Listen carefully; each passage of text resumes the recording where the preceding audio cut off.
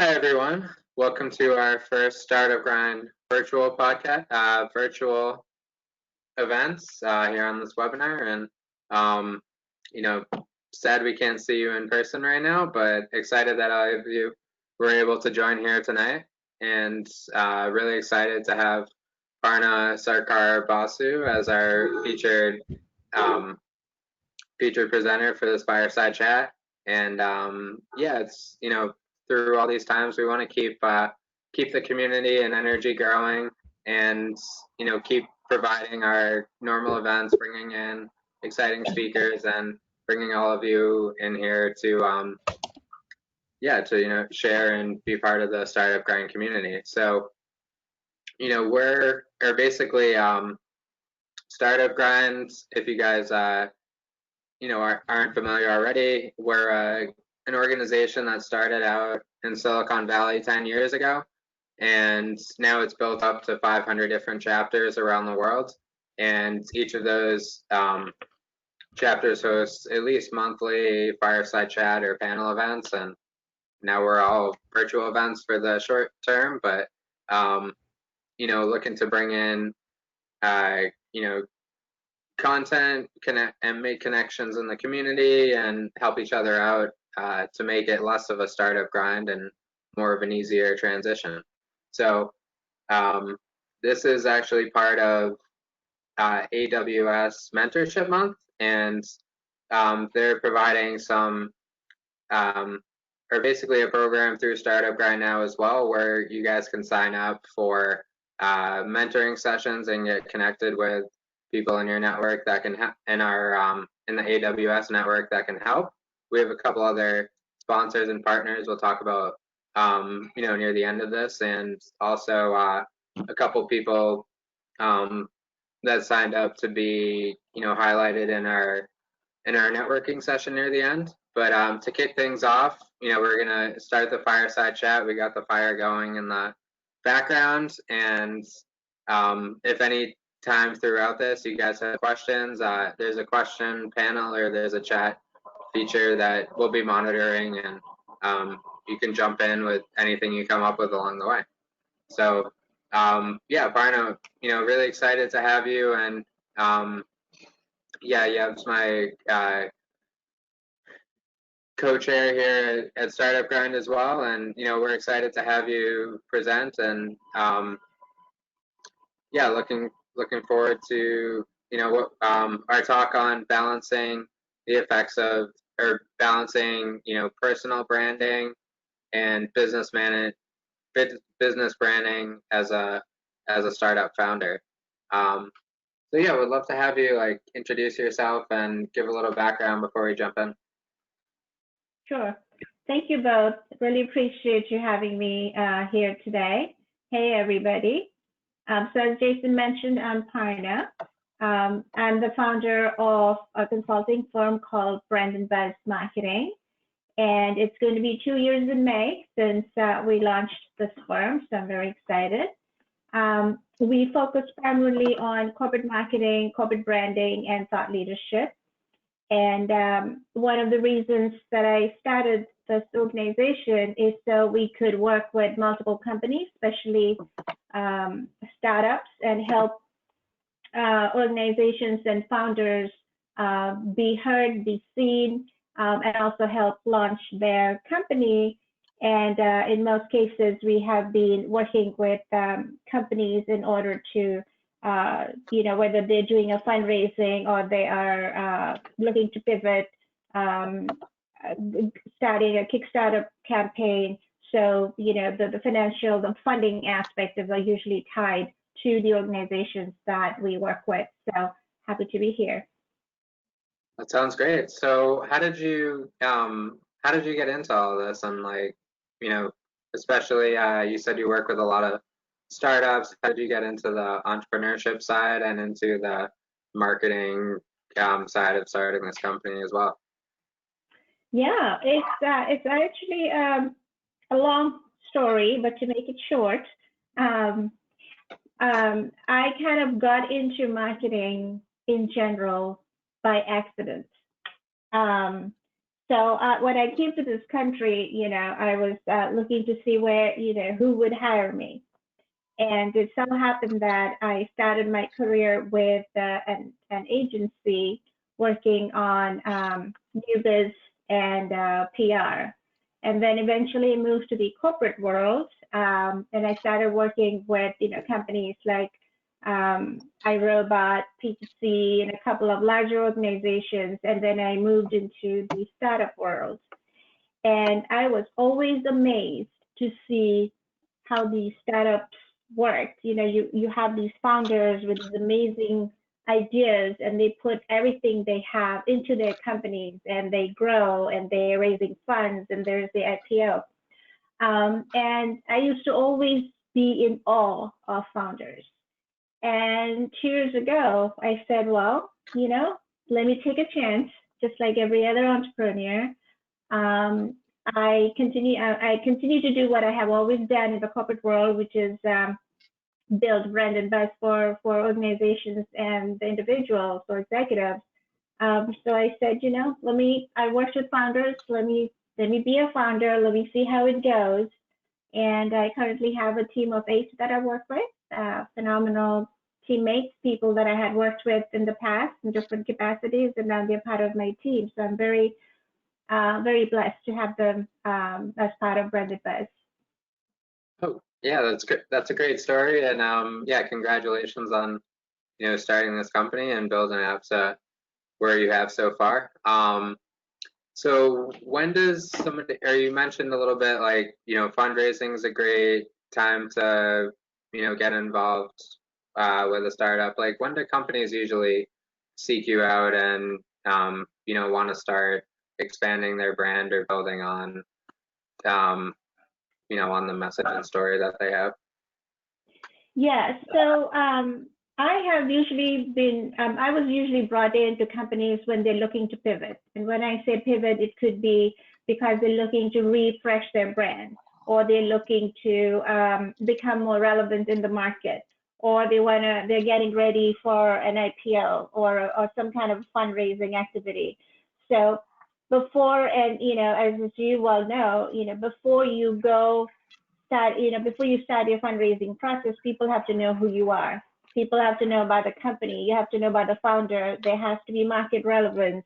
So those are some of the things that I do, and which in turn helps build the buzz around the company, so that when they're going to speak with the VCs or they're getting ready for a Kickstarter campaign, people have, at least the target audience has heard of the company or the founder. So usually that's when I'm brought in. So for me, it's always coming in to build something. It's building the market presence, building the brand. I'm usually not brought in when you already have a marketing organization and it's business as usual. That's not Right. where I'm best suited. I'm best suited where I'm actually helping you grow, build, expand. Great. Yeah, and then you mentioned, you mentioned like pivots as well. So, when a company is, or I guess those can take sort of all shapes and sizes. Sometimes it's a company like going in a completely new direction. Sometimes it's just, you figure out there's 50 features you launched with and there's one people really care about. So I guess, how do you help a company that's going through a change, like figure out, what the new message they want to send to the audience is, and sort of what's the pathway to help a company in that situation?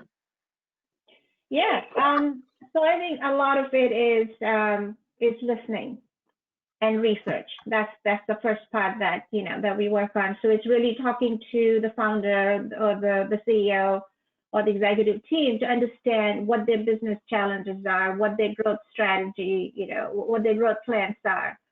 And then they'll tell me, Parna, I just needed to come and do X. Right. And so that's when I'll say, okay, I get it. Let me do my research. So, I'll do my market research. I'll do, the competitors the companies they think are their competitors. So after I do my due diligence, I will then come back to them and say, well, this is where you want to be, but here is how we're going to get there. And a lot of that depends on what I find as part of my market research. And it doesn't take me like months and years to do my market research. I can actually do market research in, I would say, 2 to 3 weeks, and I can come back with a pretty solid recommendation. And then there's two parts to that. Then I look at how should the company be positioned. That's where the corporate positioning comes in. And there's a process that I go through, which allows me to come in and say, okay, we're going to position the company and describe it in 3 words. And then in 10 words, this is how we're going to talk about what the company does. So it's kind of a very meticulous way of getting to your corporate positioning, what should the message be, and what's going to resonate with the people. One of the things that I find when I work for, especially the startups of any size, or even companies that are in the growth phase, they are always looking at, whenever they're talking about the company and the product, they are very tied to the technical details of their product. It's like, oh, these are the feature functions, and this is why we are so amazing. But the reality is that when people are buying a product, it's not the feature functions that get them to buy the product. It's really helping them talk about what challenges are you solving, what's the benefit to humanity, what's the benefit to the planet. So you kind of have to look at it from a outside in perspective as to why should I care? Why do I buy your product? So for me, part of that is the positioning, and then really talking about what, the so what of your product. What are you doing for me, the customer, for the business, for humanity? So that's essentially a part of, and then of course, once that's done and we get the buy-in, then it's a matter of coming up with the tactics to roll it out. No, that's great. Yeah, it sounds like it's all about, or a lot of it's about, the story they're telling, and something that is a little bit more than, like you said, it's, a little bit more than just the features. It's, this is a company and brand we want to believe in and, buy into. So I guess, yeah, on the, and when you're working with companies, are most of your do you have clients that you're working for on building their business brand, and other clients that are on their personal brand, or everything is sort of commingled and you need to build both as a startup founder and as an entrepreneur? So it depends on what their business goals are, I would say. So if they're so for me, whether it's working for whether I'm building the personal brand or I'm helping build the corporate brand, the biggest thing that I look at is, how do you want people to talk about you?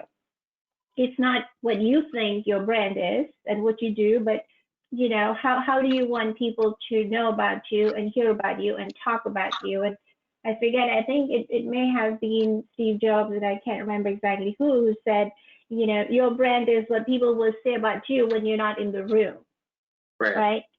And so the whole point here is, if somebody is going in for the funding, let's say, so based on my experience and the VCs that I have worked with and I continue to work with, what I've seen is that VCs are investing in people. They're investing in the founder. They're investing in not necessarily the technology, but what is the technology doing for people? That's again what I call the humanizing of the brand. So that's why putting a face to a company is really, really important. And so that's where the personal brand comes, and where the corporate. So the way I would divide it is that putting a face in the company is really important because it humanizes the brand, the company. Right. And then from a company perspective, it is to show what is it that your product is doing to impact society.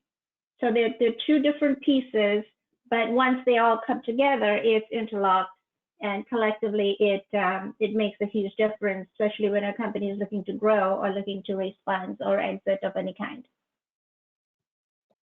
Great. And yeah, so is it always the CEO that becomes that face of the company, or have you found different different startups, it makes sense to put somebody else out there as the face of the brand? Yeah. So again, it depends on what it is that we're looking to do and the budget. That's very important, and the focus, right? If we have the team and the budget where we can simultaneously talk about the face of the company and the bench strength, that's essentially the management team. So depending on, like, for one of my clients currently, we are working with 3 executives, focusing them on 3 different areas. So the CEO is focused on, talking about how you empower innovators. There is another co-founder who's talking about the future of that industry. That's his focus. And then the third founder, the third executive, is really looking at what's the future of work, and how do you help engineers innovate, especially in today's the whole digital work from home agenda, or the era, I would say. So we are currently building their individual brands as 3 executives, 3 different areas, but collectively it shows what the company's expertise and solutions are and what they offer to the market.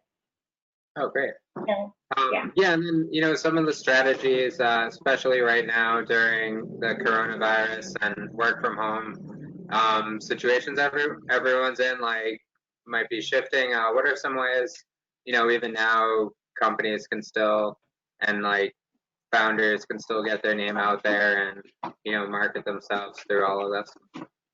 Right. So I look at brand into, especially in a crisis like we are going through right now. I think people are looking at brands to see, brands that are doing good, and then there's the brands that making you feel good. It's really not about selling currently, because nobody's really buying, or they are, but it's more about, how do you want to be remembered as a brand? So I think that's the key thing, especially at a time like this. So if you look at, the larger companies like Amazon, for example, Apple, they're donating millions of dollars to, towards research or to food bank, or, look at what the Patriots did this week, or the last week, where, they had, 1 million plus face masks brought from China to here for the hospitals and doctors. I mean, that's what you remember, and then I think just today I saw that the World Health Organization, if I'm not mistaken, Lady Gaga and a couple other like large organizations like Apple, they're doing this whole feel good concert to raise money, So that's essentially what the big brands can do. But startups don't have that kind of a budget, right? So I would, like, what I have been recommending to my clients is that even if you don't have the millions of dollars to just donate or have a plane go to China to pick stuff up, do small things. See if your product is something that can be repurposed. Like if it's an engineering product, for example, can that be donated to organizations that are looking to create masks, for example, or ventilators, what have you? Can you do a fundraising with your employees to provide, either coupons or meals to, the people who are working in the hospitals, they have the doctors and the nurses and the whole healthcare ecosystem. So I think, always look at what is it that we can do, even as a small company, that people will remember as you're helping the community. You are actually doing something good. The other thing that I always say to people is, again, be human. You are not, this is such an unprecedented time. Nobody has ever had to face, where life and death situations every day. Businesses are struggling. It's just, everything has just come together in a way that we've never experienced before. So if you make a mistake, it's okay, because people will not hold that against you. And it's funny we say that because all this whole working from home, for example, a lot of us have worked from home for a while. We've managed teams remotely, so it's really not a big deal. And companies that had planned before or had already gone through the digital transformation, for them to put everybody, for those companies to kind of support the people working from home it was hard because everybody, they had to do it very quickly, but they kind of knew how to do that. And then there were organizations that didn't quite know how, and so they were kind of, scrambling to say what technology, how do I support the people? So I think if you were to make a mistake, it's okay because you're doing it for the first time. And I think if I take the example of the Zoom CEO, suddenly like Zoom's become this big platform that, I bet when he launched the product, I don't think he realized how suddenly, there'll be so many people using Zoom, and obviously there were glitches and security issues, and even we got Zoom bombed the other day. And he was human about it. And I think when he was doing an interview, again, I think it was like the Wall Street Journal or one of the reporters, he did apologize, and he said, look, we were not prepared for it. Yes, there's been some glitches, but we are working on it. And again, that shows that you don't have to know it all. You are vulnerable. People will appreciate that. And it's okay to say we messed up and we're fixing it. So again, I think empathy is very important. Yeah, and no, that's a lot of like this. That's a lot of great examples, and I mean, even on the Patriots one, I mean, I'm a big Patriots fan. One of my friends in New York just like messaged me the other day, and he was like, "This is the first time I've ever liked anything the Patriots have done," and some of the other examples out there, yeah, especially Zoom. I mean, a lot of people just staying in touch, like any video conferencing platform now, it's helping people stay in touch, and people are thinking of it as more of, I think, more of like, how is this company helping out through all of this versus, Right. this is something I'm buying, or like, this is a brand I'm buying into. So I think that was definitely, it's been great to see all the companies sort of pull together and, help other people out through all this. Yeah, no, I think that's I think like no, it's not just the US anymore, it's globally, right? It's during the worst of times you see the best in people. Everybody's just coming together. And I think it was kind of funny. It's one of the New York papers, I forget which one now. They had this headline, like it was the front page of the Patriots, plane landing with all the tools, and they were like they were saying something along the lines of there's no competition here, like when did you ever expect to have like a Patriots logo and Patriots plane and a New York front page of a New York paper? It was kind of interesting, but that's what it does. That's what crisis does. I think it just brings people together, irrespective of who you are and which sports team you follow. That's the best part, I think. Yeah. No, it's been great. Yeah, it's been great to see all of this, and we can all get through this together. Right.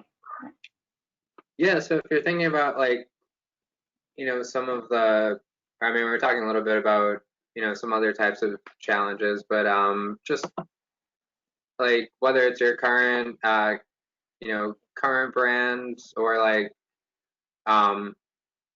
anything you've worked with and built up in the past, what are some of the challenges you see entrepreneurs facing that I mean, we talked a little bit about having to pivot and spot those places that they can change, but basically what challenges do you see entrepreneurs having to look out for, and figure out the best strategy and where they can shape their story around it. Yeah.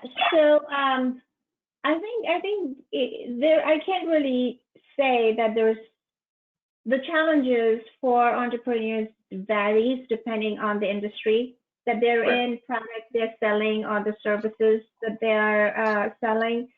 But I think there's two things that that I might suggest is that startups are always struggling to be heard, because they don't have the budget, they may not, and they may not have the skills needed or the resources needed to be heard.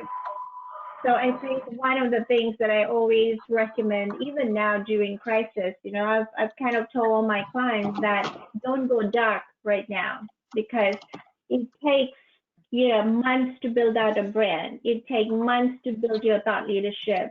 If you just shut down right now, and then we had to pick it up again, it's like starting from ground zero. So I think Right. my recommendation always is that, how do we refocus? How do we make sure that the executives and the companies are seen and heard? And, and again, this is a perfect example, right? Even though everything is shut down, like, there's nothing, no physical meetings happening, there's no physical networking happening, but there's so much virtual events that are happening, which is, I look at it as like the silver lining despite everything that's going through. That every time, before when we were doing events like this, like, the events that even you were hosting, it was confined to Boston or the surrounding areas. Events that I was doing in like San Fran, Chicago, they were just localized. Now, because it's virtual, people from anywhere can join. So my recommendation to the companies or the executives that I work with is, let us create these virtual events, or let us find the right groups where, we can bring them in either to participate, to sponsor, to host, what have you, so that you stay relevant. You talk about topics that and you also get to network with other people. So case in point, like for one of my clients, I'm working with an organization to create like a virtual dinner. And we will probably, again, it's still in the planning phases, but it's scheduled for May, where, our thought is that we know exactly who you want around the virtual table. They get invited. We most likely will, ask them to like order food, which we'll take care of. And the whole point is talking about a topic that everybody cares about. So it's like a peer group conversation. And, Right. you can bring in the food.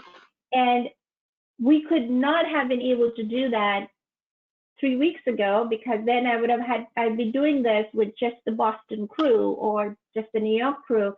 Here, I can open it up to the world pretty much, barring the Asia time difference, but people, at least in the US, from every city can join us. So I think, find different ways and leverage technology and the digital presence and the digital technologies, the networking, to be able to, stay connected, stay relevant, show your expertise, and talk to your peers. Yeah. Yeah. No, And talk to your peers so that you can learn from each other.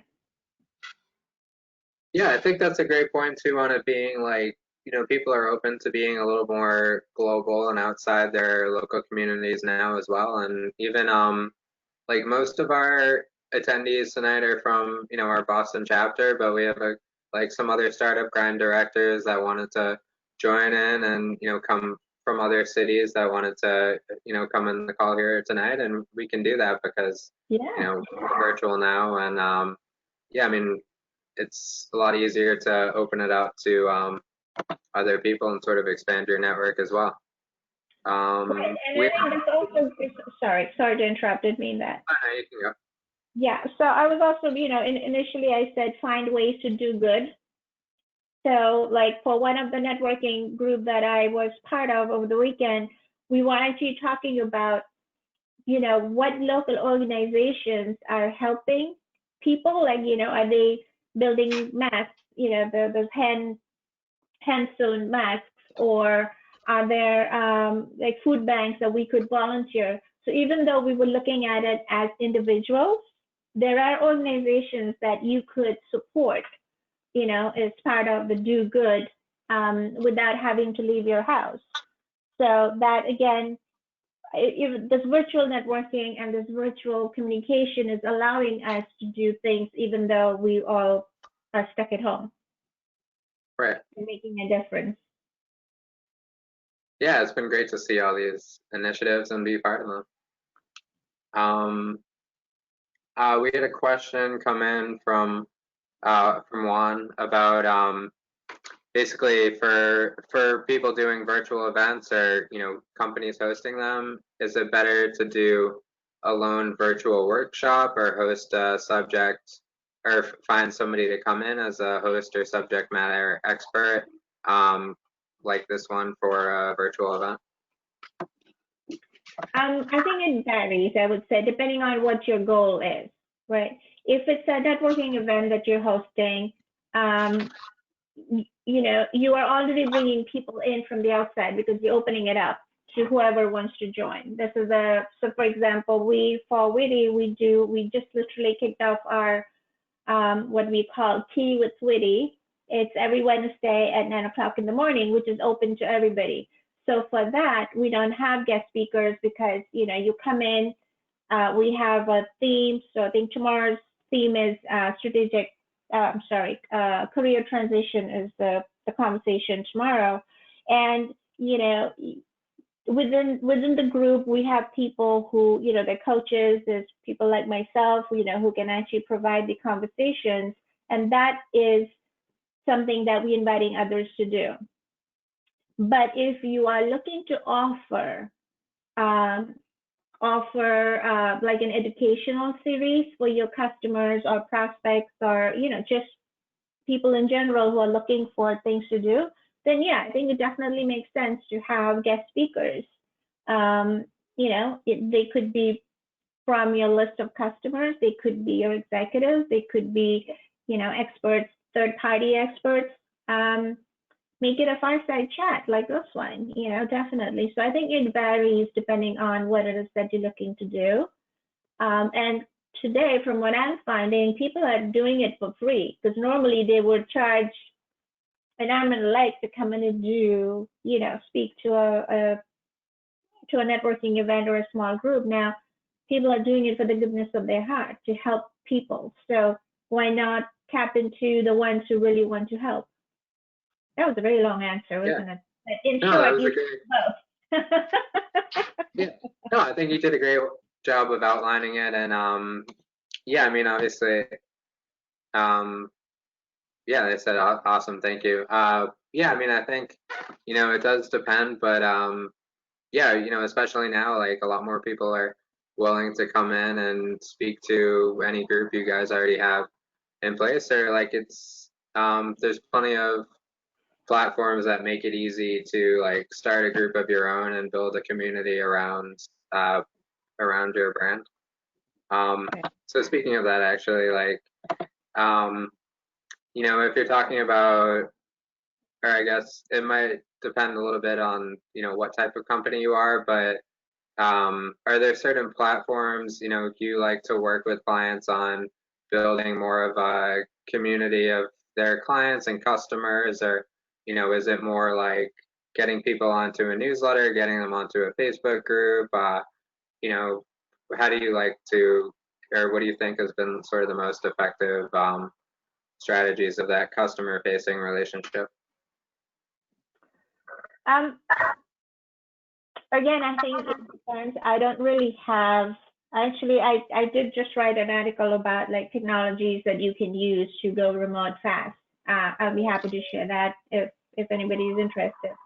But I think for me, because I'm a consulting firm, I have my recommendations of technology, that I use to run my company and communicate. but I also am cognizant of the fact that every company that I work with has their own set of platforms that they use.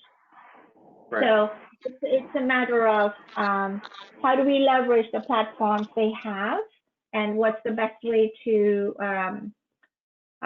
what's the best way, which of the platform is the best way for us to leverage, because almost everybody will have their website, they'll have blogs, they'll have some kind of a collaboration, whether it's GoToMeeting, web, or webinar platforms. They'll have a platform for social sharing. So I think it all depends.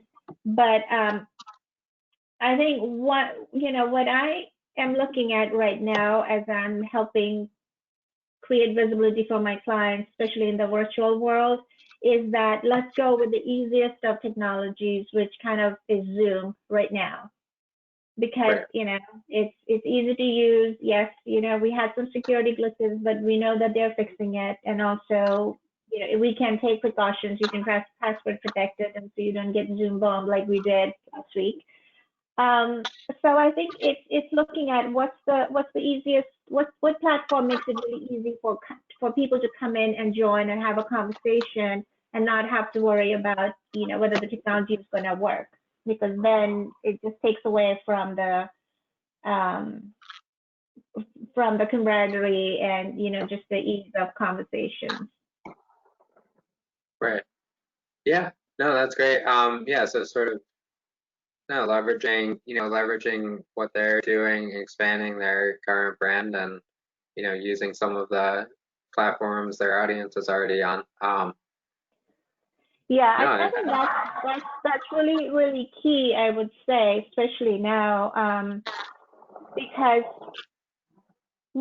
if you're trying to educate or do the feel good, for example, of if a company is looking to kind of be the brand that's helping others, or they're contributing to society, or contributing to the whole COVID-19 research and so on, it really doesn't help for them to just do it on their own, Right.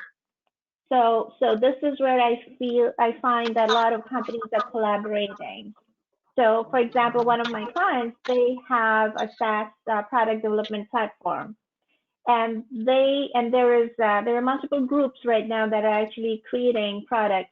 Whether it's the face shields or the face masks or the ventilators and so on. They are providing their platform for free to these organizations so that they can leverage and reiterate fast and deliver this product within days. So those are just some thoughts that come to mind when it comes to technologies. Leverage what you have and see how it can help others. Sounds great. Yeah, and then or I guess, what if you're looking to more actually, there's a question that sort of relates to what I was about to ask anyways. Yeah, another question that came in about tips on starting from scratch, building a brand as a founder to become an industry thought leader. I guess there's sort of a separate question there. Yeah, so the first question, from our audience here is like, how do you build your brand and be known as an industry expert? And then the other question I was thinking on the other side too is, when is it a good time? Some founders are don't want to market themselves too early, but when is it a good time to start pushing out your brand and building the traction, either towards a launch or right. Figuring out the right time to launch the promotion of your company? So let me take the first question. How do you build your brand? Right? That was the first question? Yeah, definitely. A personal brand, right? Yeah. So how can you be seen as a thought leader? Brand is like to become an industry expert or thought leader. Right. So I think that is extremely important, and we should be doing that from day one, whether you have the company or you don't, because building your thought leadership is key, whether you are looking for a promotion or you're looking for a career transition or you're looking to launch a company. Like, people should know who you are. Some of the simplest ways of doing that, I would say, is be helpful. So for example, LinkedIn has all these different groups. Identify the groups that you want to be part of that's relevant to what you do, to your expertise. And people are often asking questions. Answer them. Don't sell, but as you're the expert in, whether it's a SaaS or on product development or branding, what have you, people are asking the questions, go ahead and answer them. And that's like one small way of doing it. It's not just on LinkedIn. You can do that on Twitter. You can do that on Facebook. There are multiple groups. So you have to first identify, who do you want to be known as? What's your expertise? Are you a chef? Are you a product designer? Are you a web developer? So once you know what your expertise is and that's what you want to talk about, identify the groups, answer questions. Now, and also, share interesting information that's relevant. Like, don't sell, but if you read a trends article, share it with the group, because people always appreciate that. The one thing that I would say there is, make sure that you also know how much time a week you want to allocate, because social media can eat it's a beast if you don't control it. You could be 10 hours a day, you could be doing that, or you say every morning, 20 minutes, this is what I'm going to do, and that's how you start your day. Write blogs, do quick videos, because right now videos is huge. So, if you see something or you have a thought, just put your phone right in front of you, turn on your recorder, and just share 1 or 2 tips a week. So those are just some of the ways you can do that. And of course, network, let people know who you are, join virtual meetings. I think those are just some of the ways that you can start to build your visibility. How do I do that? That's a little different, because I have a process. It's a 7-step methodology that I use. And essentially, it's a lot of conversation with the person who I'll be building out as a thought leader. The end of that process, again, I will find 2 words that would define who he is.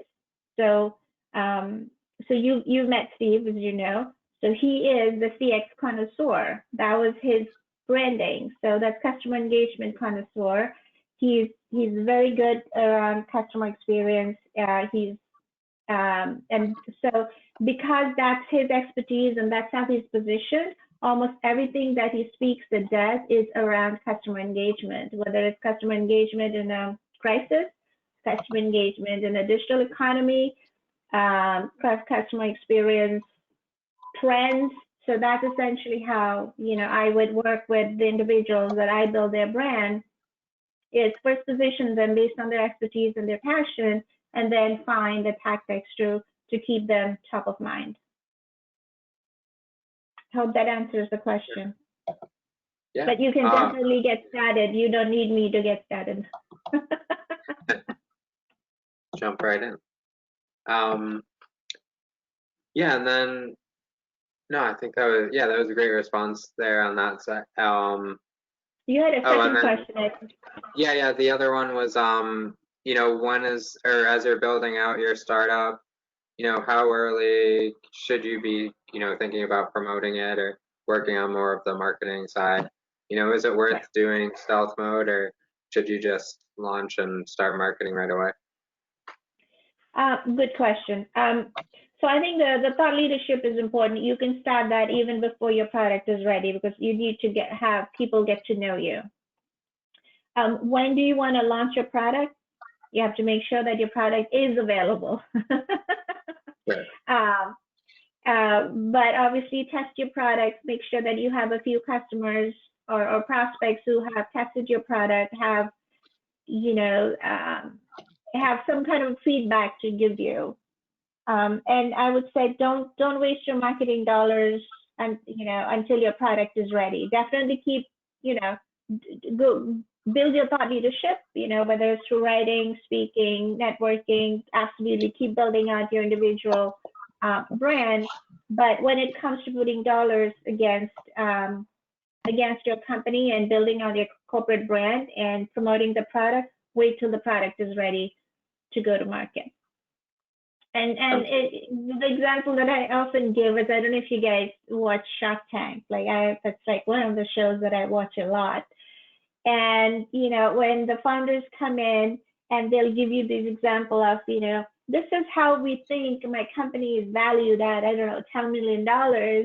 And then the sharks will say, so how many customers do you have? Or, how much money have you made? What's your revenue? They'll be like, we're just getting ready to launch the product. And then you can see the sharks just sitting back, and it's like, so that's essentially why I chuckle when you ask me the question. It's like, that's what the sharks tell you too. Wait till you have a few customers and your product is ready to go to market. Sounds good. Yeah, and then it looks like Paula had a question or hand raised through the chat. So let's see if Paula, are you there? Yeah, I'm here. I don't have my audio.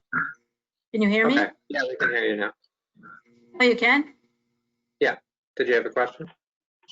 Well, actually, I don't think it is for Parna, but I thought we were going to have a chance to pitch our own startup, so I don't know when that happens. Oh yeah, that'll be yeah, we have a few more minutes. We're just yeah, it'll be the last 10 minutes of the webinar here. Okay, fine, thanks. Thanks. Perfect. And then Jason, can I, if I may, just go back to something you had asked me, and if I could just add something I just remembered. You had asked me why founders need to be the face of the company, or why the personal brand, especially for startups. So one of the things that I would say is, there was a research done between LinkedIn and Edelman, the agency, where they talk about thought leadership, the importance of thought leadership. And some of the data points that they shared is when a company has really solid thought leadership, and I think it was, if I recall correctly, it's about 58% of businesses, of companies give their business to a company that actually had thought leaders associated with that organization. There also, I think they talk about data points where about 40% of companies say that when they have a thought leader connected to their thought leadership within the organization, especially externally, it helps them with lead gen. It opens doors for them. And also with established thought leaders, that their company can also charge a premium for their product, because the thought leader is out there showing his or her expertise, and the world knows, or even the client base knows who they are. So again, there are data points that show it's good for business, it opens doors, it helps you sell more. So again, just wanted to add that. So yeah, having thought leadership is really important for companies large and small.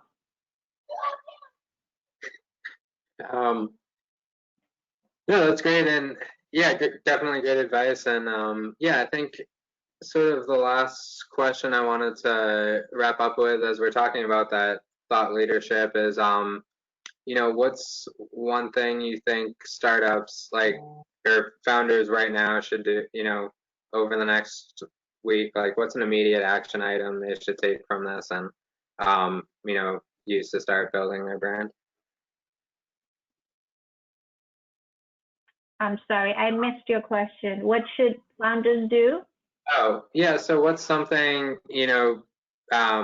I mean, we talked about a lot of different strategies and topics throughout the talk today. What do you think, if a startup founder is looking to start one new thing tomorrow, what should they go and work on, after or the next week to really build and kick off their brand?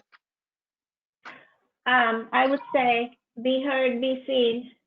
That's something you can do right away because, right now everybody is scared. Everybody is, at home. There isn't much you can do physically outside. So I would say find opportunities where you can talk to people, talk to prospects, and connect. Don't sell, but connect. Once people get to know who you are, as and when they're ready, when things get better, then they'll remember you and they will buy your product. But for now, be human and connect and be helpful. That's great advice. Yeah, so speaking of connecting, we gave, for the last, 10 minutes here, and we're going to give some time to wrap up and have some closing remarks at the end as well. But we gave some, the opportunity for some of the spotlight tickets, to people to come up and for about a minute or so and talk about their startup, what they're doing, and something we can all learn from and engage with the community here. So I'll start with Paula to share what she's doing and all about her startup company. Oh, great. Thank you very much, Jason. And Parna, I was especially interested in your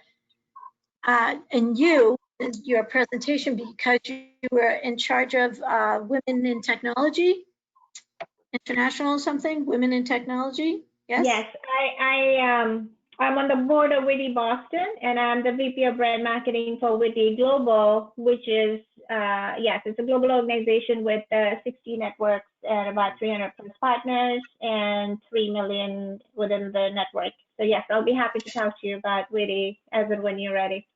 Okay, well, I think I qualify. I am in technology and I'm a woman, but there you go. but I don't write code or anything. I am the business developer and the owner of this technology. It began when my husband and I owned a car rental company for 37 years, and our pain point was damage, losing hundreds of thousands of dollars in unpaid for damage that the customer claimed they never did. Well, anyway, we started to develop this through Extension Engine. Have you heard of Extension Engine in Cambridge? They not that it rings a bell. Okay, maybe Jason, have you heard of them? Yeah, the development group. Yes. Okay. Well, anyway, so our brand is called Damage ID, and we're a software solution for car rental companies, or at this point when car rentals are not operating, we are actually branching out to Amazon and their delivery partners. They're certain delivery service partners, and these delivery service partners operate a fleet of maybe 35 to 40 vans, and they're having a pain point of damage and not knowing when it happened, who was the driver, and so our software takes digital documentation before and after the shared use of the van, and the owner can view these pictures up in on portal. Interesting. Yeah, it is interesting. It's something that you wouldn't because you don't own a car rental company. Right. Right. No, that's great, and sounds like you found a unique area to tap into through the current situation as well. So they ended up reaching out to us. Yes, please. Were you guys part of the South Shore Innovation startup pitch? Which one? South Shore? South Shore Innovation startup pitch? Because sounds very familiar. My son was working for us 5 years ago, and he did a pitch in Quincy. So I was actually Paula, I was part of the team that coached him for his pitch contest, and I think he won. He won He the number did win. one check. Yes. He So, did win. yes, Oh my gosh. Wait till yes, I was part of the team that coached him. Oh, wow. Isn't this a small world? That's amazing. Well, we're still alive, and Very we now awesome. we have a partner who is a developer, so that's helping us, well, how can I say, be not only competitive, but hopefully someday surpass our competition. But my son doesn't work with Damage ID anymore. He's gone, Okay. yeah, it's a very emotional roller coaster to be in this startup where it's very exciting and then it's very discouraging. Well, So, say hello to him. oh my goodness, Parna, I will. Thank you for remembering him. Of course. And I have a picture. I have a picture with that big check. I'll send it to you. Oh, I have the big check still. I only had the picture. You had the check. Yeah. it's great to see, yeah, great to see the community coming together and like, yeah, these connections, you know, being made. And so I guess, yeah, one question, you know, I'd have is like, you know, how can the rest of our community that's listening here help or get involved, or, you know, what are you looking for right now to help with your business? Are you talking to me, Jason? Right. So to me, well, if anybody knows any Amazon DSPs, delivery service partners, send them my way. Okay. Sounds good. I don't know if they have, I'm sure car rental companies are not listening to this, but You never know. yeah. All right. Yeah. Sounds good. Yeah, we'll see. Yeah, always see where we can help. No, I appreciate. Okay. Yeah, I appreciate you coming on, and yeah, we can share. So some information about like the Amazon partnership this month is around AWS, so more of their tech side, but I mean, we can see if there's any relationships there that might be able to help Well, we as well. use AWS, of course, Right. because all of the images are stored in the cloud, and so we rent cloud space, as I like to call it. Sounds good. Yeah, happy to circle up after the call and Okay, thank you. connect And further. Parna, if you could ever, if you think it's worthwhile for me to be connected to the Winnie, you know, I'm open to meeting more women in technology. Absolutely. If you could just connect with me on LinkedIn, or Jason, can I put my email here, or will you be able to send my contact to Paula? I can look at Either way, LinkedIn too. yeah, either through the chat or we can send it out. Yeah, we can send it directly afterwards. Okay, that'd be great. Yeah, Paula, I'd love to connect. Okay. Thank you so much. Yeah, thank you. Yeah, now I'd like to yeah, call up Ben Sladen. Yeah, would you like to talk about, you know, your startup and what you're doing? Sure, Jason. Can you hear me okay? Yeah, I can hear you. Okay, and I sent you a message on LinkedIn. If you wouldn't mind pulling it up, it's just a picture of my contact information. That would be much appreciated. Does that make sense? Sure, yeah, I can pull that up. Okay, thank you very much. And while Jason's doing that, good evening, everybody. Hope everybody's safe and healthy, and loved ones are as well. Figured that since I am brand new to Cambridge, I literally just moved here 3 weeks ago, right before the lockdown, and I haven't got out and been able to mingle with anybody. Just wanted to kind of introduce myself and kind of insert myself into the community. I'm looking to build a founding team up here with a few different startups that I'm working on, primarily around mobile delivery. So that's in the automotive space and in the food and beverage space as well. What I'm looking for, aside from building out the founding team, is looking for full stack developers as everybody else is, but with experience in React Native, JavaScript, HTML, CSS, etc. what I can contribute to the community as well as my background is mergers and acquisitions and operations. So before I moved up to Cambridge, I worked in mergers and acquisitions for Lockheed Martin at the corporate office down in Washington, D.C. Before that, I was a CFO in Montreal, Canada for 3 years. Before that, I have some work in oil and gas in California and Texas as well. So if you happen to need any help from me or the community in general, just as, along the lines of finances, accounting, operations, stuff like that, more than happy to contribute to the community in that way. More than happy to help in any way I can possible. So you can get a hold of me via LinkedIn. Ben Slayton is the name.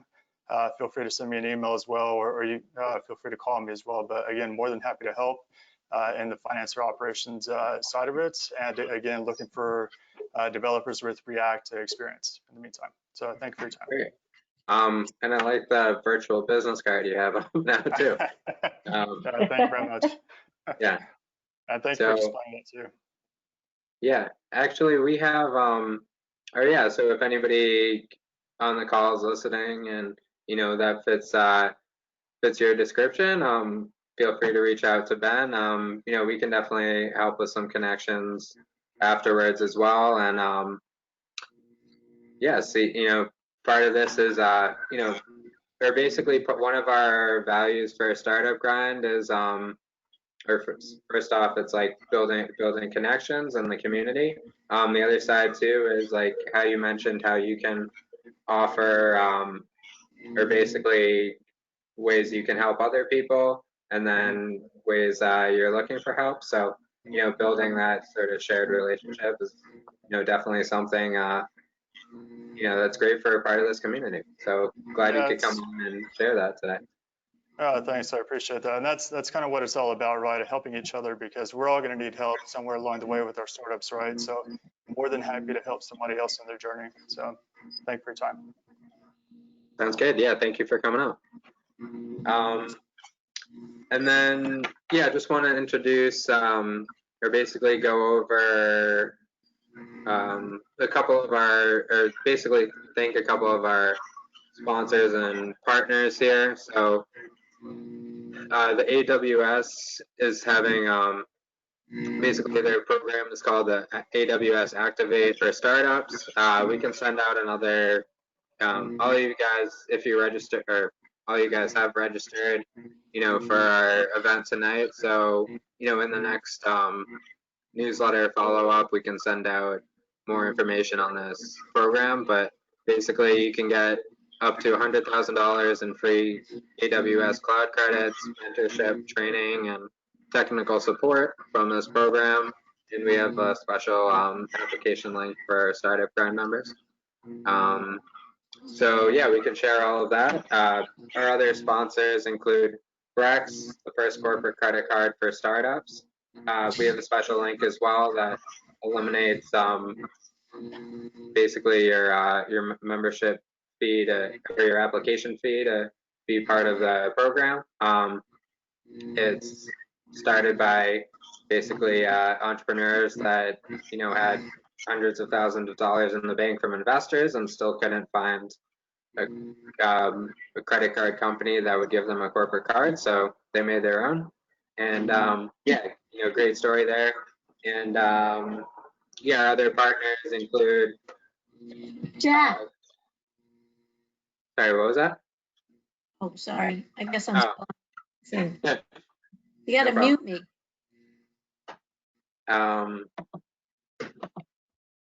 Yeah, so our other partners include our media team. Kraus has made all of our videos that are on you know, our YouTube channel, and the photos you see on our social media channels. You can follow us at Startup Grind BOSS, BOS, you know, as well as our consulting firm, Prepare for VC, that helps startups through the fundraising process, and a few development groups, you know, could be a good fit to help Ben as well. We work with IK Technologies and 9 Series, so happy to send you that information as well. And yeah, I'd like to give a big thank you to Parna for being our speaker here tonight. I did a great job, and I definitely learned a lot, and I'm sure our audience did here as well. And thanks to my partner Yev for helping me organize this.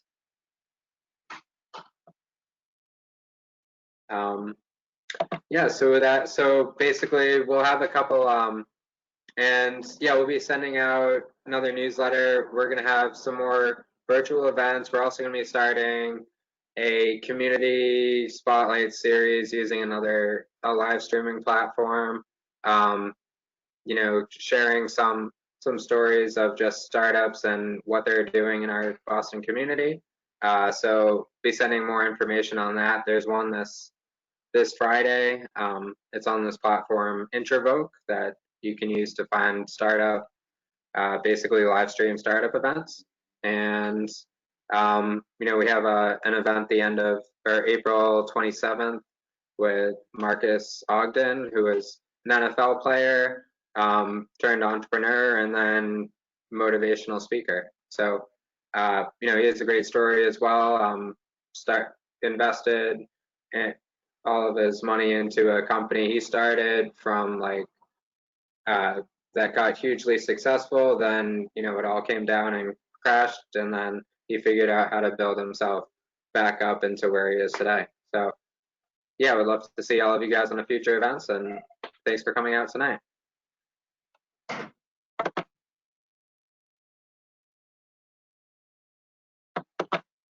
Thanks, Parna.